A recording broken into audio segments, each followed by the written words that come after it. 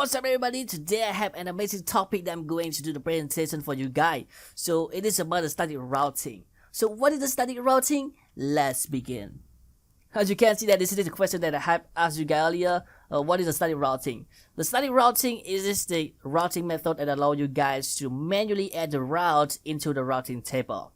Okay, and it is the most trusted routing method. We have two routing methods.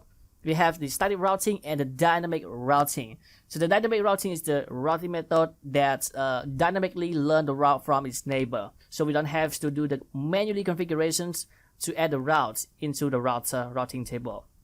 Okay, actually the dynamic routing I'm going to describe briefly. We have the OSPF, we have the EIGRP, okay, we have the RIPRGO, and many more, blah blah blah. And I'm not going to talk about this method in this video. I only talk about the static routing in this video only. Okay, so it is only suitable for the small network here. Not gonna do it on the big network. Okay, if you do it on the big network, the technician gonna like going crazy of the configuration for the static route. Okay. So this is the command that allow you guys to do the configuration on the Cisco router. You guys also can do the configuration on the layer 3 switch. Okay, I'm going to explain the parameter of this command. So this is the IP route. Actually, we have to do it on the global mode here. You can see the configuration mode, and this is the network host that's the destination network that we want to go, and this is the subnet map of the destination network. This is the next hop or interface. I'm not gonna recommend to use the interface on the static route. If you guys want to know what why, maybe you guys can request. I'm going to do this video about the why not going to use the static route along with the interface. Okay, I recommend to use next hop here, the address. Okay, and this is the distance. Actually, it is default AD or 1. Okay, if you guys don't specify this one, if you specify this one, it will go by the value that you specify here. For example, like I use the command IP route. The destination IP address is 1.1.1.1 and the /32 here, and this is the network. I'm sorry, the IP address of the next hop. Okay. And this is the AD, the distance. So what is the meaning of this command? Okay, first of all, like I have the router here, 1 router, 2 router, and this is the 3 router.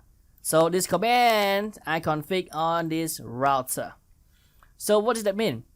First of all, like the user here, this is the PC.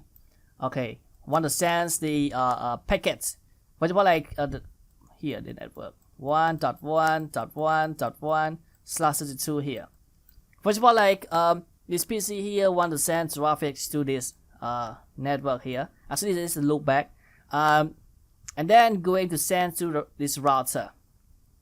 So this router, the first thing, if you don't have this command, this router have no idea how to reach to this network.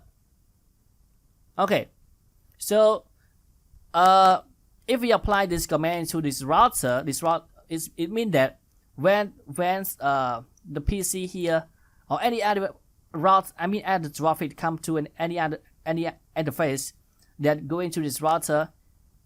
Hey, I want to reach to the network 1.1. The IP address 1.1.1.1, and then this command tells this router that okay, to reach to that 1.1.1.1, please send the packets to 10.0.1.1 here. So we're gonna search. So where is the 10.0.1.1? Okay, this guy is 10.0.2.1. Okay, this guy not going to send to this interface because this guy is not the 10.0.1.1. How about this guy? This guy is 10.0.1.1 here. So okay, this guy is matched to the next hop here. So I'm going to send this packet to this guy only, and this guy know how to reach to this network, and then going to send to reply back to the PC, and the traffic sent successfully. This is how it works. Okay, And this is a scenario here. I'm going to explain briefly. As you can see that this router is direct connect with the network 10.0.10/30 and 10.0.20/30 here. So this guy have the knowledge, have the education, okay, to reach to these two network right here, okay, both sides of the interface. And these two guys, okay, I'm going to talk first about the router 0. Router 0 only know how to reach to its own network that it connects to here. It knows how to reach to the router 2 here, because it direct connect here with the only 10.0.1.0/30 here. And if I want to send the packets to this router, which is in the 10.0.20/30 network, this guy have no idea how to reach there. So it's gonna drop the packet, and it is the unsuccessful sending traffic. So how to solve the problem? Use the static route, okay? So I'm going to tell the router here that, hey, when you want to go to the 10.0.2.0/30 network, please send the packet to the router 1 right here. And then let the router 1 handle the packet. Okay, because this guy know how to reach to this network. So I'm going to send the packets to router 2. Okay, this is the concept on router 2. So the same thing happens on router 2 here when router 2 wants to reach 10.0.10 network here. This guy have no idea where to go, so he just draw the packet. If the packet sent from the source, maybe right here, okay. And then we have to tell the router 2 that hey, if you want to reach to 10.0.1.0/30 network, please send the packet to R1. And then R1 can handle the rest of the thing. And when the packet reach to R1 know how to read the router 0, right? And then I'm going to send the packet to router 0.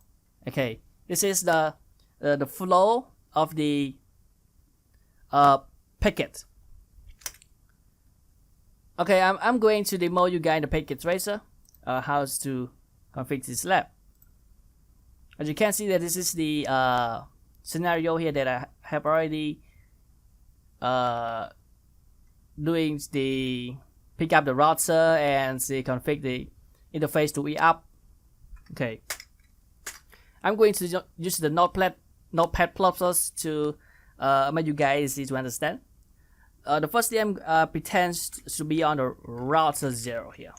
Okay, I'm going to use the command to set the IP address of the interface. IP address 10.0.1.1.0. Oh, I'm sorry, 2x2. No shutdown.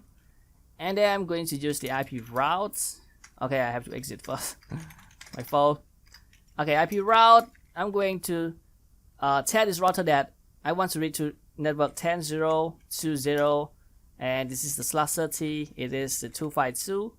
Okay, I hope you guys already understand how to do the variable length subnet mask, how to subnet the IPv4 network clearly, and no doubt about this command.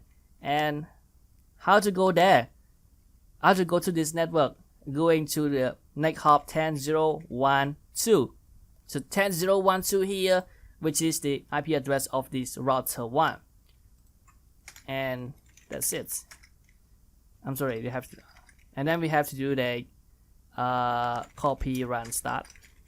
Okay, this is the command on router 0 and the command on the router 1. We don't have to do it, just doing the configuration of IP address. IP address 10.0.1.2.5, something like that, and done. Going to interface gigabit 0/1. IP address 10.0.22.252. No shutdown. Boom. And then copy run start here. Okay, so the next step, going to router 2 here. Okay, so interface gigabit 0/0. IP address 10.0.21 right there.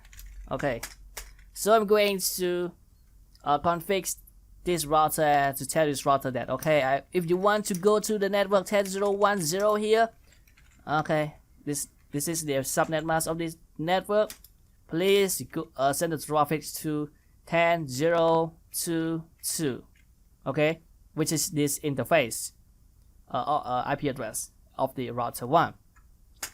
And then we go to say copy run start to save the configuration. Okay, so right now I'm going to config on each router. Okay, let's go. IP address 10.0.1.1. No shutdown. Okay, IP route 10.0.20. 252. 10.0.1.1.2. That's it. And then copy run start. Okay. Done on router 1. How about router 2? Router 2. Interface Zigbee 0. I'm sorry. 10.0.1.2. No shutdown. Interface 0/1. IP address 10.2.2. No shutdown. Alright. And then the last router. Oh. Okay. IP address 10.0.2.1. No shutdown. IP route 10.0.1.0.2.2. Okay. And then you can I'm going to ping to router 1 first, maybe to make sure that my configuration is correct. Okay, as you can see is that the ping the first time is doing the ARP, and the first time is 80% successful. So IP interface brief. Okay, you can see that this is the interface of the router 2 10.0.2.1, and I'm going to show IP route here.